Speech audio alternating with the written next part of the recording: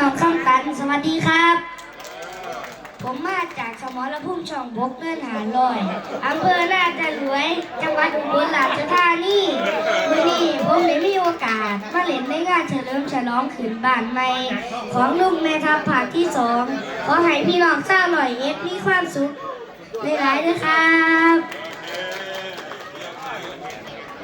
เอาเลยลูกหลานตามเสียงร้องเสียงขอ